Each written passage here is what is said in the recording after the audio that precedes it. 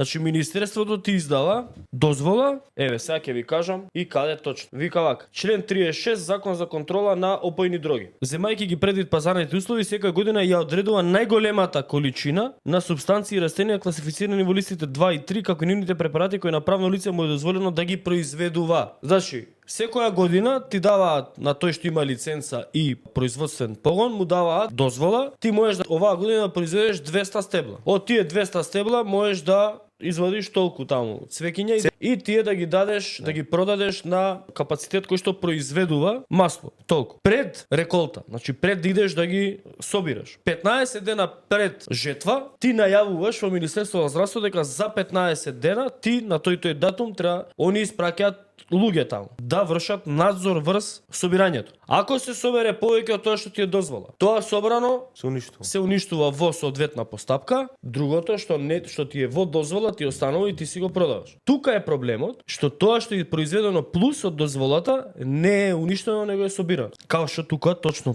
е утврдено на кој начин се у такви картонски кутии со таква лента, безбедносна и така натаму. Значи тука има услови до ниво на каква мрежа за оградата треба да имаш, колку бодликава жица, колку котури бодликава жица, значи точно е објаснет. Така да, ако ти работиш согласно законот, ти нема да имаш проблем. Ама само така. А ако сакаш, се што е произведено надвор од дозволата е нелегално и се третира на ист начин кога да го произведуваш дома, нелегално, без дозвола и лиценца.